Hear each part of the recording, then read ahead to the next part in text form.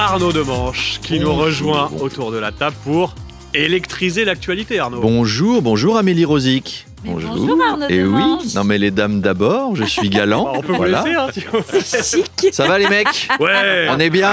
Alors Charles, on n'a pas trouvé de veste rose? Ah non, j'ai pas eu le temps de Je chercher. note pour la prochaine fois. La prochaine fois, on le fait. Chiche. Promis. Dites, c'est un peu le foutoir ce matin, cette radio. Sébastien qui présente Charles Matin pendant que Charles présente Apolline Matin, qui elle n'est pas là parce qu'elle est en train de préparer Sébastien Midi, qui est une nouvelle émission. Il va falloir se réorganiser un tout petit peu ici. Hein. C'est les chaises musicales des prénoms. Alors, aujourd'hui, c'est Kippour. Bonjour à nos auditeurs de confession juive qui ne nous écoutent pas, malheureusement, puisqu'ils n'ont pas le droit, c'est pas de chance. Bon, voilà. Mais c'était gentil de le faire quand même. C'est l'intention qui compte. Alors, en ce début octobre, certains de nos auditeurs vont recevoir le remboursement de la redevance. Le gouvernement a supprimé cette taxe qui permettait de financer l'audiovisuel public. Oui, Manu Le Chip va être content. Hop, un impôt en moins, ça fait un truc en moins à expliquer dans une chronique. C'est toujours ça de prix. Et en tout cas, ça y est, nous, on va devenir la première radio de France parce que c'est dans la gueule, France Inter, d'utiliser nos impôts pour nous battre. Non mais vous vous rendez compte, autour de cette table, on payait des impôts pour enrichir la concurrence quand même. Hein. C'est comme si Marseille payait des impôts pour financer le PSG. Enfin, remarquez, vous seriez content. Oui, pourquoi pas. J'ai vu votre air désolé quand vous avez dit au fils de Bernard Tapie, Laurent Tapie, mais l'OM a gagné hier et on sentait que... Oh, mais non. C'est le PSG. C'est le PSG. Mais oui. Donc voilà, France Inter, voilà, c'est bien fait. Vous allez redevenir une radio de niche uniquement écoutée par les profs de latin et les fans d'Eddie de Pretto. Alors évidemment, on s'inquiète du financement de l'audiovisuel public, d'autant qu'il y a besoin de personnel en ce moment, notamment à France Télé. Écoutez cet extrait du jeu Slam de Cyril Ferraud. Le candidat doit deviner un mot dont la définition est...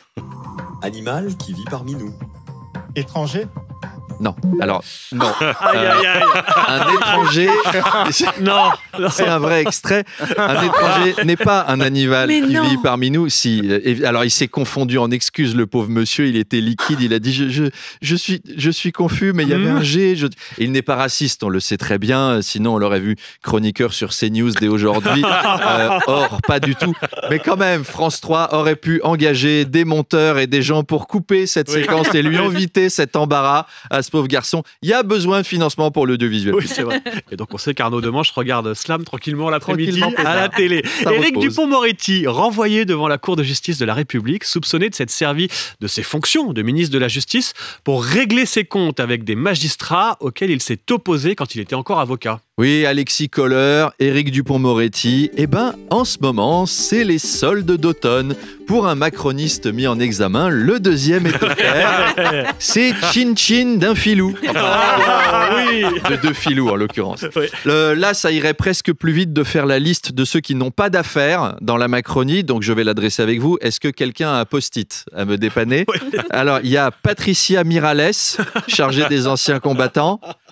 Voilà, c'est fini.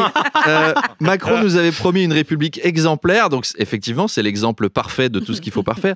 Mais je comprends Éric Dupond-Moretti. Il adore plaider, les procès lui manquaient tellement, il s'en est créé un rien que pour lui, dites donc. Un ministre de la Justice devant la justice, c'est quand même le seul endroit au monde où il n'est pas censé être, quoi. C'est comme un suppositoire dans un nez, ça n'a rien à foutre là.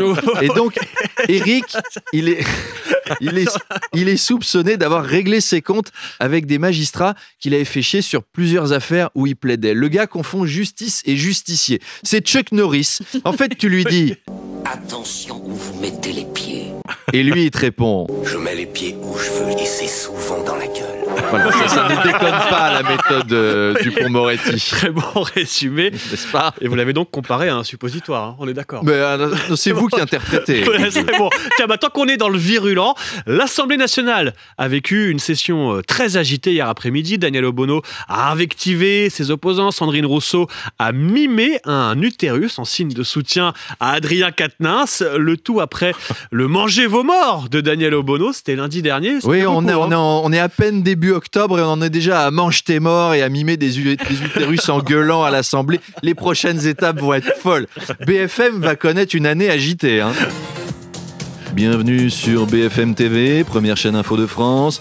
Mange tes morts, a déclaré Daniel Obono. Agathe Lambray, vous êtes à l'Assemblée nationale. Comment est l'ambiance ? Effectivement, Maxime, Daniel Obono a invectivé ses opposants et les a invités à manger leur mort, mais la majorité lui a répondu d'aller baiser sa grand-mère. Sandrine Rousseau a alors mimé un utérus avec ses doigts et Éric Ciotti lui a répondu en s'empoignant les testicules. Selon un député socialiste, c'est une étape de plus dans la guerre que se livrent ces connards d'insoumis et les blaireaux de la majorité. Et chez LR, on attend désormais de savoir quel est le fils de pute qui va niquer la race de l'autre. À vous les studios. Pauvre Agathe, obligé de commenter des grossièretés pareilles. On l'embrasse très fort. On Allez, à demain. l'embrasse, évidemment. Merci beaucoup. Vraiment. Arnaud Merci à vous. Devanche.